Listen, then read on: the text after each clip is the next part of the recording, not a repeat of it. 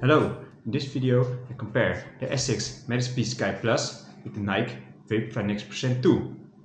Well, from the Nike Vaporfly Next Percent 2 there's already the next version in the running, the Nike Vaporfly Next Percent 3. A new shoe doesn't always mean a better shoe. Sometimes the updates don't add to the performance of the shoe. Also, there's some debate going on, for example, between the Nike Vaporfly Next Percent 2 and the alphaflies, which one can be better used over the longer distance. Runners prefer sometimes the Nike Vaporfly Next Percent 2 or the alphafly over the marathon distance. In this video I will also explain why I use these race day weapons for my tempo workouts as well. Well, let's first zoom in on the specs of the shoe. First I will go over the specs of both shoes. For the Nike Vaporfly Next Percent 2, the weight is 6.6 ounces or 178 grams in men's size 8. It has a heel stack of 39mm and a forefoot stack of 31mm, which makes the heel to toe offset 8mm. For the Asics Metaspeed Sky Plus, the weight is 7.2 ounces or 205 grams in men's size 8. The heel stack again 39mm and the forefoot stack 34mm, which makes the heel to toe offset 5mm. The updates in the Nike Vaporfly Next Percent 3 are mainly the Zoom Mix foam is lighter and a bit softer, the shoe is a new outsole and a new upper, and the shoe is 15 gram or half an ounce lighter. I did not run yet in the Vaporfly Next Percent 3. If you have, let me know what you think about this shoe down in the comments. Let's go to the showdown of these two racers. I compare these two racers based on 4 categories which I think are important in a running shoe. Namely, the comfort of the shoe, the upper and the tongue of the shoe, the grip of the shoe, and also, last, the energy return. Well, I don't go over the durability in these shoes, because the durability in a racer is in general a bit less than in a daily trainer, because there's less rubber on the outsole. Also good to mention is that I bought both shoes through the size, which is in my case, the men's size 8. Well, first we go over the comfort of both shoes. The comfort in the Asics Metaspeed Sky Plus is pretty good. There's not a lot of structure in the upper, but it gives you quite a secure fit. Also, there's plenty of room in the toe box. What I also like is that the geometry of the midsole gives you quite a nice guide in your stride.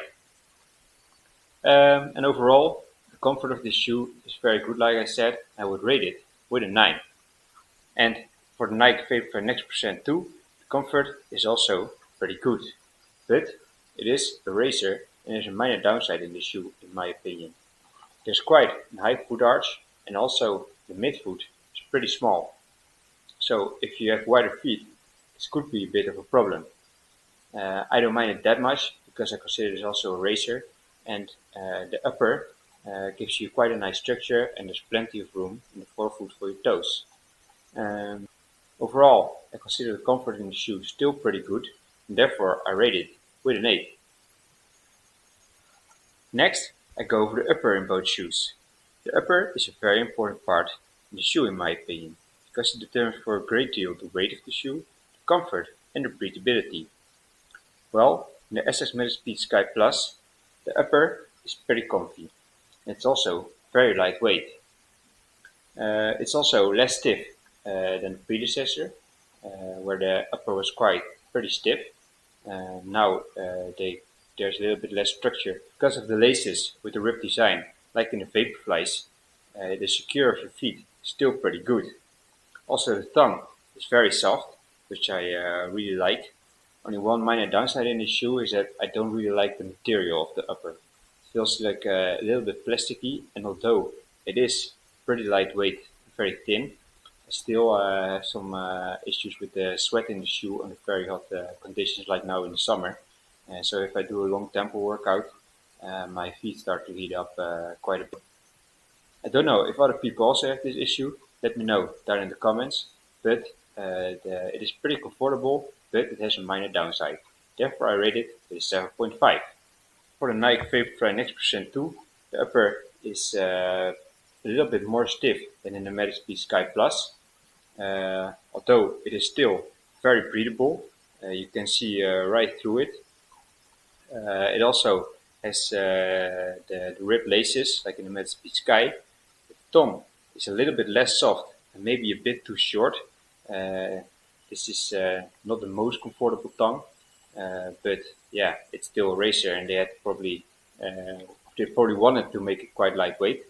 And but I really like the mixture of the breathability and the stiffness in the upper end of the shoe, and I would rate it with a 9.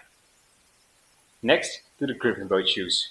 Here I will shortly show the profile of the grip in both shoes.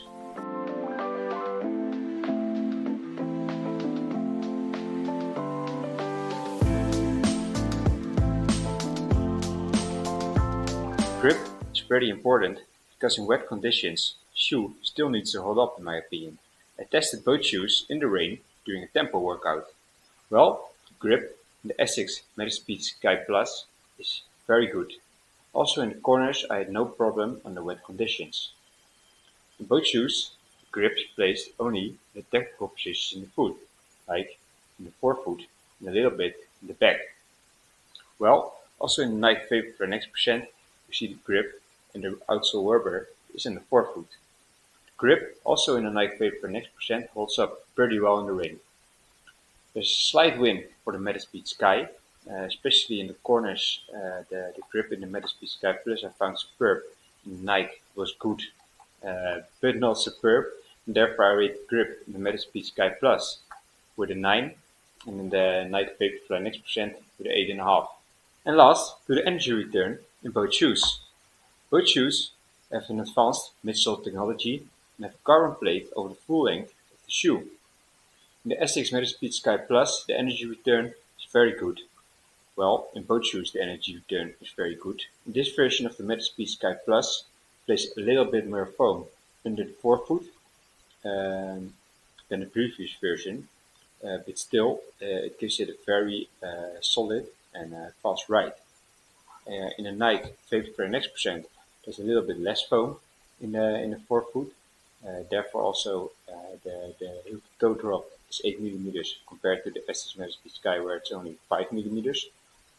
I like that there's a slightly less foam in the forefoot because it gives you more ground contact. It feels more direct, but this is more personal preference. They are compared based on energy return, a very good match. But I still have a little bit of preference because of a little bit less foam in the forefoot for this shoe. Therefore, I rate the Nike Vaporfly Next 2 with a 9.5, the Asics Metaspeed Sky Plus with a 9 for the energy return. Well, to sum up, for the Metaspeed Sky Plus, the comfort I rate with a 9, the upper and the tongue with a 7.5, the grip with a 9, and the energy return also with a 9. So, this sums up for the average an 8.6 for the Metaspeed Sky Plus. For the Nike Vaporfly Next 2, comfort I rated with an 8, the upper and the tongue with a 9, grip with an 8.5, and the energy return with a 9.5, which makes the average an 8.7. So, a slight win for the Vaporfly Next 2. But, to be honest, they are both very good racers with a real match. A lot comes down to some personal preferences as well. And last, I would also explain why I use these racers for my tempo workouts. Well, these shoes are designed to spare the legs during fast paces. Because there's a lot of midsole foam and high stack height in these shoes. During long tempos or long intervals, I want to spare the legs during training a bit so I can train the next day. And also this reduces my risk on injuries. Well, that was it for today on those two racers. I hope you got some insight in the differences in the specs of the shoes, and I hope you can decide which shoe works best for you. And as always, if you still got it today, have fun and get on the run!